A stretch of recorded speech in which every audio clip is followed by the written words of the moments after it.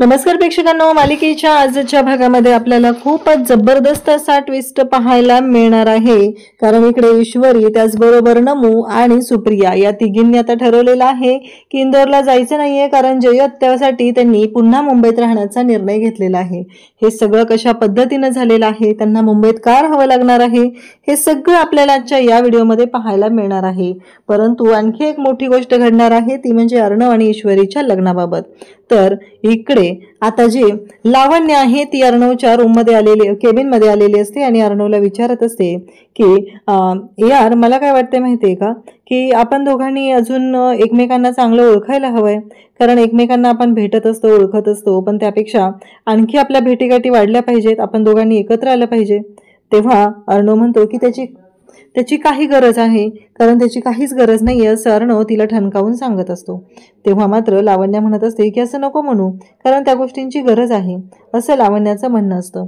तेव्हा मात्र इकडे तो अर्णव सांगत असतो की एक गोष्ट लक्षात ठेव, माझ्या पर्सनल स्पेसमध्ये कुणीही घुसलेलं मला अजिबात आवडत नाही, त्यापेक्षा माझ्यापासून लांब राहायचं एवढं लक्षात ठेव असं अर्णव तिला ठणकावून सांगत आहे. त्याचबरोबर इकडे पाहायला मिळतं की अंजली आहे ती जी आहे ती आता ईश्वरीच्या घरी आलेली आहे आणि ईश्वरीला ती विचारते की ईश्वरी मला एक गोष्ट सांग, तुला अर्णव आवडतो का? आणि तिने डायरेक्टली आता अर्णवचं प्रपोजल आणलेलं आहे, अर्णवच्या वतीने मागणी घालत आहे. तिला विचारलेलं आहे की तुला अर्णव आवडतो का? आणि त्या क्षणी इकडे ईश्वरीला खूप मोठा धक्का बसलेला आहे आणि ईश्वरी पाहतच राहते.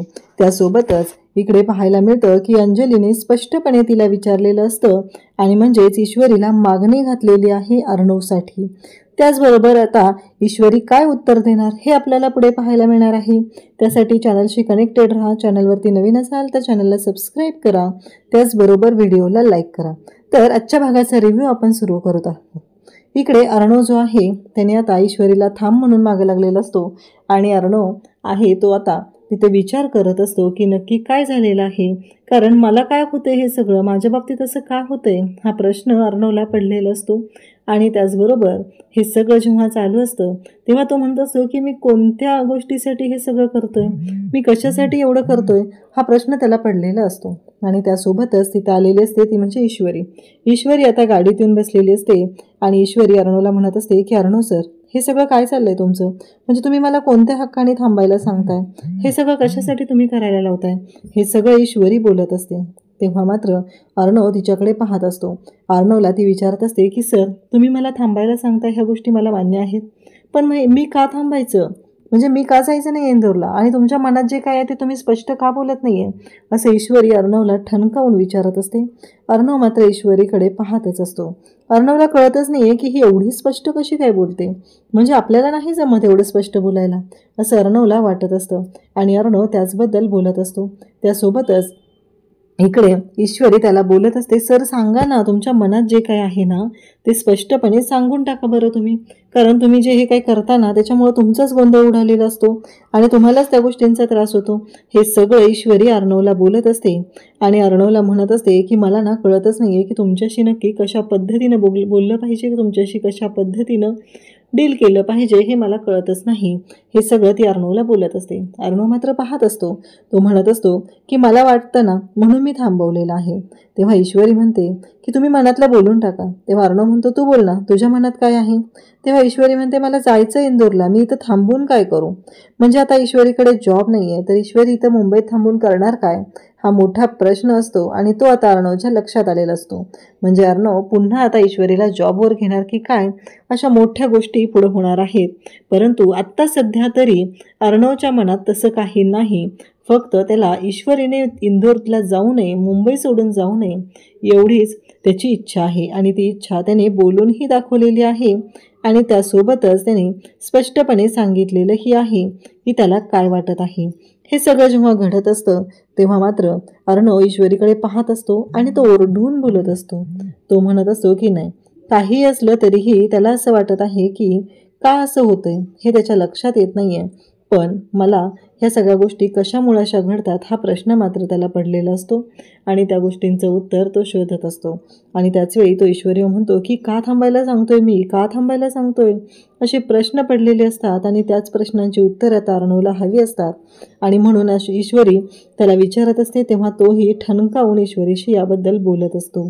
या सर्व गोष्टी घडत असतात आणि त्यासोबतच आपल्याला पाहायला मिळतं अर्णवला कळतं की हा त्याला झालेला भास आहे, असं काहीही घडलेलं नाही आहे, असं काही तिथं झालेलं नाही आहे, ईश्वरी काही तिथं आलेली नाही, हे सगळं त्याच्या लक्षात आलेलं असतं. आणि त्यासोबतच या सर्व गोष्टी जेव्हा घडत असतात तेव्हा मात्र अर्णव आता विचार करत राहतो. तर इकडे अर्णव याच गोष्टींचा विचार करत आहे की मी तिला का थांब म्हणलेलं आहे, तिनं का थांबलं पाहिजे हे त्याला कळतच नाही आहे. फक्त त्याची इच्छा आहे की ईश्वरीने मुंबई सोडून जाऊ नये, एवढंच त्याच्या मनात चालू असतं आणि तो ते बोलूनही दाखवत असतो. परंतु सध्या अर्णवची मनस्थिती जी आहे ती थोडीशी वेगळी असते. त्याच्या डोक्यात काय सुरू आहे, त्याच्या मनात सुरू काय आहे, अचानक तो ईश्वरीच्या घरी बोलवलं की ईश्वरीच्या घरी येतो, त्याचबरोबर तो तिच्याशी तेवढ्या प्रेमाने वागतो, या सर्व गोष्टी घडत असतात. आणि त्यासोबतच त्याच्या लक्षातही आलेलं असतं की या सगळ्या गोष्टींमुळंच आता त्याला ह्या प्रश्नांची उत्तरं शोधावी लागणार असतात. कारण त्याला लक्षात येत नाही आहे की ईश्वरी ते का राहिली पाहिजे. आता जयत त्या टेन्शनमध्ये असते आणि त्यासोबतच जयत्याकडे आता इशू सगळेजण आलेले असतात आणि जयत्याला विचारत असतात की काय झालं आहे, कसलं लेटर आहे. आणि जयत्या म्हणते की आता काय करू, मला ना प्रश्न पडला. हा प्रश्न जयत्याच्या पुढे उभा असतो. नक्की जयत्या कसल्या टेन्शनमध्ये आहे, जयत्याला कसलं लेटर आलेलं आहे. आता ईश्वरी त्याचबरोबर हे सगळेजण तिथं असतात आणि ईश्वरी मात्र तिथे जयत्याला विचारू लागते की काय झाले नक्की जयत्या, मला सांग ना, नक्की काय प्रॉब्लेम आहे, असं जयत्या स्पष्टपणे तिला विचारत असते. आणि तेव्हा मात्र जयत्या ईश्वरीला त्याचबरोबर सुप्रिया या दोघींनाही सांगते ते म्हणजे मला ना लेटर आलेलं आहे बँकेकडून आणि बँकेने मला सांगितलेलं आहे की हे जे लोन आहे ते लवकरात लवकर पार पडायचं आहे, असं बँकेने सांगितलेलं आहे, असं जयत्या बोलत असते. आणि तेव्हा मात्र इकडे आता स्पष्ट झालेलं असतं आणि ते म्हणजेच की जयत्याने कर्ज घेतलेलं होतं आणि ते कर्ज फेडलेलं नाही आहे आणि लवकरात लवकर जर ते कर्ज फेडलं नाही तर जयत्यावर कायदेशीर कारवाई केली जाणार आहे. ह्या गोष्टी स्पष्ट झालेल्या असतात.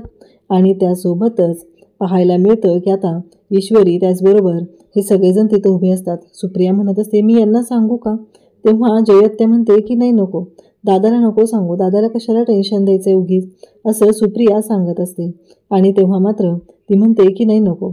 सुप्रियाला आता असं वाटत आहे की यांना सांगितलं तर प्रॉब्लेम सॉल्व्ह होईल, पण इकडे जयत्याने मात्र स्पष्टपणे सांगितलेलं आहे की नको. आता जयत्याने स्पष्ट नकार दिल्यानंतर पुढे काय करायचं, तर सुप्रिया त्याचबरोबर इशू तिथे असतात आणि इशू म्हणते की नाही आत्या, आम्ही तुला सोडून असं जाणार नाही. ती म्हणत असते की तुम्ही जा पुढे, तुम्ही नका थांबू. पण आता इशूने स्पष्ट सांगितलेलं आहे की आत्या तू मला सांग, एवढा सगळा प्रॉब्लेम झाला होता, तू आम्हाला तिथून मुंबईला घेऊन आली, आमच्यावर आईसारखं प्रेम केलं आणि आता तू अडचणीत आहे तर आम्ही तुला सोडून जायचं, हा प्रश्न आता जयत्याला ईश्वरी विचारते. जयत्याला ती म्हणत असते की नाही. तेव्हा सुप्रिया आणि मग नमूला ती सांगते की तुम्ही दोघीजणी जा. तेव्हा सुप्रिया त्याचबरोबर नमू म्हणतात की नाही, नमू म्हणते मीही नाही जाणार कुठे. मग सुप्रिया म्हणते की मुली म्हणतात ते अगदी बरोबर आहे, काही गरज नाही आहे, आम्ही तिघी पण इथेच राहणार आहोत, मी यांना कळवते. आता तुम्ही प्रॉब्लेममध्ये आहात ना, मग तुमच्यासाठी कोणतीही अडचण तिथे यायला नको आहे, असं बोलणं सुरू झालेलं असतं. आणि त्यासोबतच इकडे जयू म्हणत असते की त्याची काही गरज नाही आहे, जा तुम्ही. पण जयूला यांनी स्पष्ट सांगितलेलं आहे की नाही, आम्ही जाणार नाही, आम्ही इथेच राहणार आहोत, एवढं स्पष्ट त्यांनी सांगितलेलं असतं. आणि त्याचबरोबर जयत्याला स्पष्टपणे सांगून झाल्यानंतर मात्र आता ईश्वरी त्याचबरोबर सुप्रिया नम्रता या तिघींनीही मुंबईमध्ये राहण्याचा निर्णय घेतलेला असतो. जयत्यालाही बरं वाटतं, जयत्याही त्यांच्याकडे पाहत असते. जयत्या विचार करत असते की नाही, काहीही असलं तरीही या तिघींनी तिला सांभाळून घेतलेलं आहे. मग सुप्रिया जी आहे ती जयत्याला रूममध्ये घेऊन जाते. इशू त्या दादांना डिक्की खोलायला सांगते आणि मग त्यांच्या टॅक्सीतलं जे सामान आहे ते सगळं सामान काढून घेते. कारण आता जाणंच कॅन्सल झालेलं आहे तर ते साहित्य पुन्हा घरात घेऊन जायचं असतं, म्हणून ईश्वरीने ते साहित्य सगळं काढून घेतलेलं असतं. इकडे गुरुजी म्हणत असतात की ही पत्रिका जुळत नाही आहे. आता गुरुजींनी तर स्पष्ट केलेलं आहे की पत्रिका जुळत नाही आहे, मग पुढे काय, हा मोठा प्रश्न उभा राहिलेला आहे. जर पत्रिका नाही जुळली तर ईश्वरी आणि अर्णवचं लग्न होणार नाही. तेवढ्यातच वल्लरी तिथं असते आणि म्हणत असते की गुरुजी, मी एक पत्रिका देते, ती पत्रिका अर्णवच्या पत्रिकेसोबत जुळते का बघा बरं, तेवढं मला तुम्ही सांगा, असं ती गुरुजींना म्हणत असते. आणि त्याच वेळी गुरुजी मात्र म्हणत असतात की हो चालेल. तेव्हा मग तिला त्याचबरोबर मामा सगळेजण तिथं असतात. आता ही कोणाची पत्रिका आहे, तुझं काय चाललंय नक्की? तेव्हा ती म्हणते आधी पत्रिका तर बघूया ना, कोणा जुळते का, पत्रिका जुळली तर मग आपण ठरवूया काय करायचं आहे ते, असं बोलणं चाललेलं असतं. आणि त्याचबरोबर इकडे ती म्हणत असते की गुरुजी बघून घ्या पत्रिका. आता गुरुजी ती पत्रिका जी आहे ती बघायला सुरुवात करतात आणि गुरुजींच्या चेहऱ्यावरचे एक्सप्रेशन बदललेले असतात. घरात कोणाला काहीच कळत नाही. मामा त्याचबरोबर घरातील सर्वजण विचारत असतात आणि त्याचबरोबर तिला विचारत असतात की नक्की कोणाची पत्रिका आहे, काय आहे हे सगळं, हे विचारत असतात. परंतु वल्लरी मात्र काहीच सांगत नाही. ती म्हणते आधी पत्रिका गुरुजींना बघू द्या. आता गुरुजी पत्रिका पाहत आहेत. गुरुजी काय सांगणार हा मोठा प्रश्न पुढे उभा राहिलेला असतो. आणि त्यासोबतच की हे सगळं जेव्हा घडत असतं तेव्हा मात्र गुरुजी भयानक असे तिथं पाहत आहेत आणि त्यांच्या चेहऱ्यावरचे एक्सप्रेशन ड्रास्टिक चेंज झाल्यासारखे चेंज झालेले आहेत.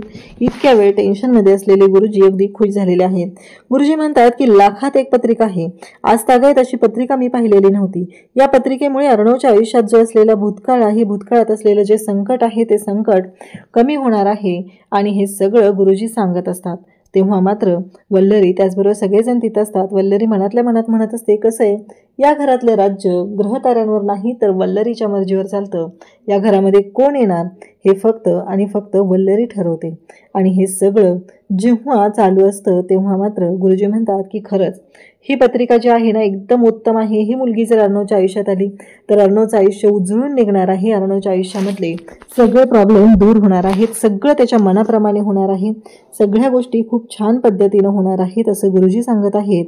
आणि मग आता वल्लरी खुश झालेली असते कारण तिनं ती पत्रिका बनवून घेतलेली आहे. तिनं ती पत्रिका कशासाठी बनवून घेतलेली आहे हे सगळं चांगलंच माहिती आहे. ती म्हणत असते की माझ्या मर्जीप्रमाणे इथं घडलं पाहिजे आणि त्यासाठी तिनं हे सगळं केलेलं असतं. मग आजी म्हणतात की कोणाची पत्रिका ही आता तरी सांग. तेव्हा वल्लरी पुन्हा आडेवेडे घेऊ लागते. ती म्हणू लागते की आपल्या ओळखीतलीच मुलगी आहे, पाहण्यातलीच आहे. तेव्हा सगळेजण म्हणू लागतात की अगं सांग ना कोणती पत्रिका आहे, कोणाची पत्रिका आहे. मग वल्लरी म्हणू लागते की ही पत्रिका लावण्याची आहे. म्हणजे लावण्य ही जी आहे ती अर्णवसाठी योग्य आहे असं गुरुजींनी सांगितलेलं आहे. म्हणजे ती पत्रिका बघून सांगितलेलं आहे.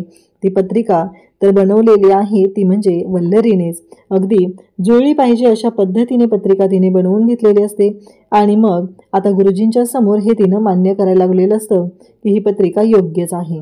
परंतु तिला कुठं माहिती आहे की ही पत्रिका जुळली तरीही अर्णव जो आहे त्याचा निर्णय अंतिम असणार आहे. त्याला कोणी काहीही सांगितलं तरीही अर्णव ठरवणार आहे की त्या मुलीशी लग्न करायचं का नाही. एवढी साधी सोपी गोष्ट आहे. कारण वल्लरीने कितीही ठरवलं तरी अर्णवच्या निर्णयाशिवाय काहीच होऊ शकत नाही. मात्र आता सिरियस झालेले आहे कारण जयात्याच्या डोक्यावर भलतंच कर्ज आहे ही गोष्ट आता सर्वांच्या लक्षात आलेली आहे. जयात्याने सर्वांना सांगितलेलं असतं साड्यांच्या बिझनेससाठी मी थोडंसं लोन घेतलेलं होतं आणि त्या लोनवर जे इंटरेस्ट होतं ते वाढत गेलं आहे आणि आता हे कर्ज भलं मोठं झालेलं आहे आणि आता हे कर्ज फेडण्याशिवाय माझ्यापुढं दुसरा काहीच पर्याय नाही. तेव्हा ईश्वरी जयात्याला दिलासा देते आणि म्हणते तू काहीच काळजी करू नको, आम्ही सर्वजण तुला मदत करणार आहेत. तर नमू देखील म्हणते हो मी सुद्धा मदत करणार आहे, आम्ही सर्वजण तुझ्या मदतीसाठी तयार आहे, तू काही एकटी नाही आहेस असं म्हणून नम्रता म्हणते साड्याचा दुसरा स्टॉल मी सुरू करते, एका स्टॉलला तू थांब आणि दुसऱ्या स्टॉलला मी थांबते. असं करून आपण दोघी त्या स्टॉलवर उभा राहून जास्तीत जास्त साड्या खपवण्याचा प्रयत्न करू.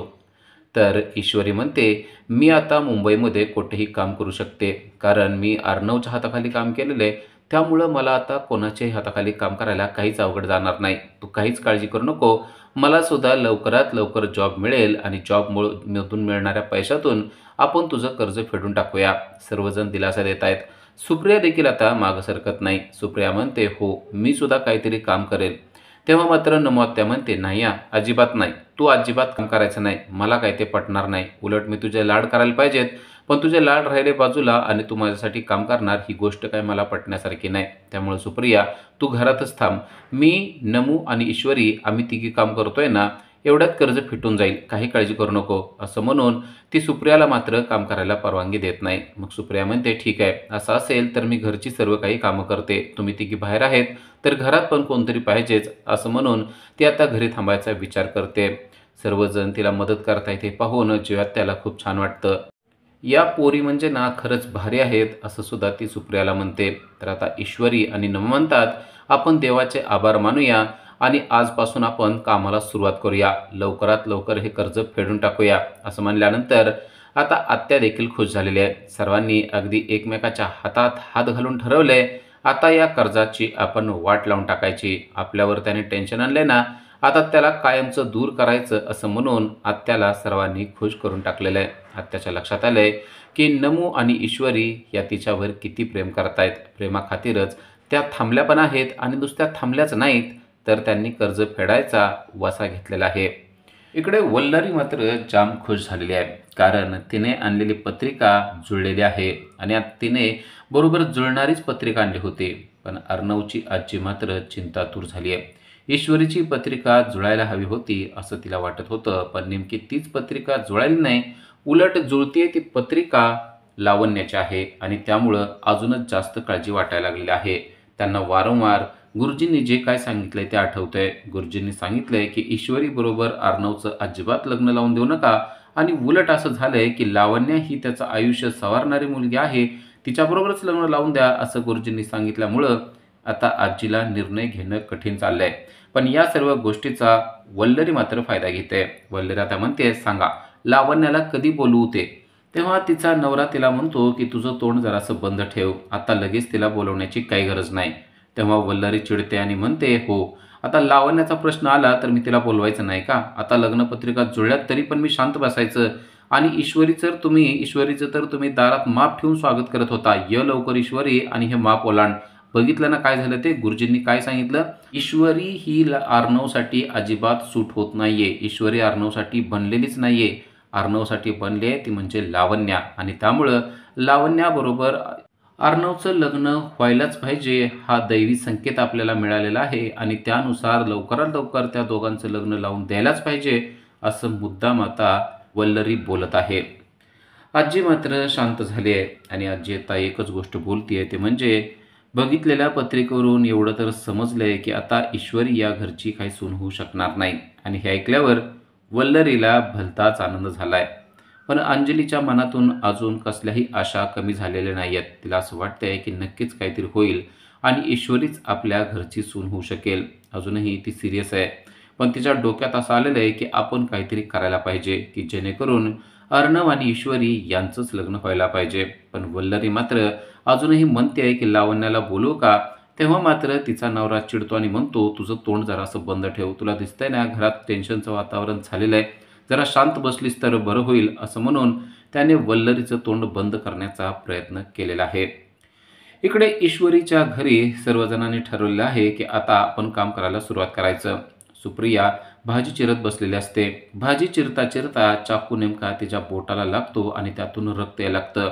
तेव्हा लगेच ईश्वरी धावत पळत येते आणि आई, अगं काय झालं ग म्हणते. तेव्हा तिला समजतं की तिच्या बोटाला तर चाकू लागलेला आहे. क्षणाचाही विलंब न करता ईश्वरी धावत पळत जाते आणि लगेच हळद घेऊन येते आणि तिच्या हाताला लावते. त्याचबरोबर म्हणते, कसं काही वेंदळटपणानं काम करतेस, असं करायचं असतं का? जरा लक्ष देऊन काम करायचं ना, बघ बरं किती रक्त आलं.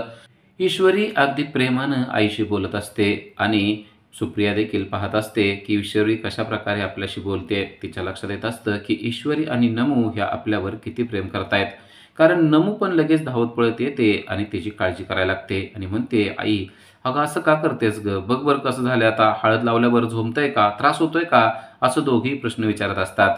सुप्रिया त्या दोघींच्याही तोंडाकडे पाहत असते. आता माझ्या मुली मोठ्या झालेल्या आहेत आणि त्या आता आईची काळजी करू लागलेल्या आहेत. मला किती त्रास होतोय या गोष्टीचं, त्यांना किती वाईट वाटतंय, असा देखील विचार सुप्रिया करत असते. खरंच जेव्हा तुम्ही निघून जाल तेव्हा माझं काय होणार आहे ना, असा प्रश्न देखील तिला पडलेला असतो. तुम्ही दोघी अशा मोठ्या झालात आणि आता तुम्ही माझी काळजी करायला लागलायत ना, यातच मी सगळं जिंकलंय, असं ती बोलत असते. तेव्हा नमू आणि ईश्वरी म्हणतात, आई काय पण काय बोलतेस ग, आता लागल्यानंतर आम्हाला त्रास होणारच ना, तुला इतकं लागल्यानं म्हणल्यानंतर कोणाला त्रास होणार नाही. तेवढ्यात नमू आत्या तिने म्हणते, खरंच तुझ्या मुली म्हणजे ना एकदम ग्रेट आहेत. माझं लग्न झालं असताना देवाला देखील मी अशाच मुली मागितल्या असत्या. खरंच त्या अतिशय प्रेमळ आहेत. खरं तर सुप्रियाला काळजी वाटत असते की नमू आणि ईश्वरीचं लग्न कोणाबरोबर होईल काय माहिती, कारण यांना चांगलेच नवरे मिळले पाहिजेत असं तिला वाटत असतं. तर आत्या लगेच नमूला आणि ईश्वरीला आपल्या जवळ घेतेने म्हणते, तुमच्यासारख्या चांगल्या मुलींना सर्वांना मिळल्या पाहिजेत असं मला वाटतंय. तर ईश्वरी म्हणते, तुमच्यासारखी आई आणि आत्या उलट सर्वांना मिळलं पाहिजे असं आम्हाला वाटतंय, कारण तुम्ही देखील आमच्यावर खूप प्रेम करता. इकडे वल्लरीने आता लावण्याला फोन केलेला आहे आणि ती लावण्याला सांगते, मला असं वाटतंय की एखादा विद्यार्थी ज्याची पास व्हायची सुद्धा गॅरंटी नाहीये, अशा विद्यार्थ्याला मी बोर्डाच्या पेपरमधून फर्स्ट आणलेला आहे. आता बघ, तुला काय करायचे ते तू ठरव. हे सगळं ऐकल्यावर लावण्य खुश होते. लावण्याला कळलंय की वल्लरीनं आपल्यासाठी काय केलंय. आपली पत्रिका तयार करून तिने ती बरोबर अर्णवशी जुळवली आहे आणि त्यामुळे आता घरच्यांना लावण्याबरोबर लग्न लावण्याशिवाय दुसरा पर्यायच वल्लरीनं ठेवलेला नाही. त्यामुळं आता चांगली सून होऊन घरी ये असं ते तिला सांगते आणि जरा हुशार विद्यार्थ्यासारखे येऊन यांना उत्तरं दे, म्हणजे त्यांचा विश्वास पटेल की लावण्य देशमुखच इथली सून होणार आहे. हे ऐकल्यावर लावण्या भलतीच खुश झाली आहे. खरंच तुमचे आभार जितके मानावेत तेवढे थोडे आहेत असं ती वल्लरीला म्हणत आहे. तर इकडे अजून देखील ईश्वरी आणि नमू आपल्या आईचं आणि आपल्या आत्याचं कौतुक करत आहेत. इंदोरला जेव्हा राहण्याची देखील परिस्थिती नव्हती, अशा वेळेमध्ये खरंच तूच आम्हाला साथ दिली आणि त्यामुळेच आम्ही इथं राहू शकलो. तू जर का साथ दिली नसती तर आम्हाला इथं राहता देखील आलं नसतं असं ती बोलत असते. त्याचबरोबर आत्या म्हणत असते, म्हणजे मी काय मोठी गोष्ट केलेली नाही, उलट तुम्ही दोघींनी मला किती मदत केली आहे ते चांगलं माहिती आहे. तर सुप्रिया त्या दोघींनाही आपल्या जवळ घेते आणि म्हणते, खरंच माझ्या मुली म्हणजे ना अगदी सोन्यासारख्या आहेत असं म्हणून त्यांना जवळ घेऊन त्यांची माया करते. उद्याच्या भागामध्ये आपण पाहणार आहोत लावण्या जेव्हा अर्णवकडे येते आणि त्याच्या पर्सनल स्पेसमध्ये जाण्याचा म्हणजे त्याच्या जवळ जाण्याचा प्रयत्न करते, तेव्हा अर्णव डायरेक्ट तिला नाकारतो आणि म्हणतो, माझ्या पर्सनल स्पेसमध्ये येण्याचा अजिबात प्रयत्न करायचा नाही. ती गोष्ट मला अजिबात आवडत नाही. तुझं जे काय असेल ते फक्त ऑफिसचं माझ्याबरोबर बोलायचं, इतर गोष्टी माझ्याबरोबर अजिबात बोलायच्या नाही असं म्हणून त्याने तिला झटकवलंय. तिकडं अंजलीने ठरवल्याप्रमाणे डायरेक्ट तिने ईश्वरीची भेट घेतली आहे आणि तिला म्हणते, तुला अर्णव आवडतो का, म्हणजे तुझं अर्णववर प्रेम आहे का, असा प्रश्नच डायरेक्ट अंजलीने केलेला आहे. आणि या प्रश्नाने ती मात्र अगदी गडबडून गेली आहे. खरं तर अर्णव तिला खूप आवडतोय. आता डायरेक्ट ती अंजलीजवळ म्हणेल का की मला अर्णव आवडतोय आणि अर्णव आणि ईश्वरी यांची लव्ह स्टोरी सुरू होईल का, ते आपल्याला पुढील भागामध्येच पाहता येणार आहे. अशा सिरियलच्या अपडेटसाठी आजच आमच्या चॅनलला सबस्क्राईब करा. थँक्यू.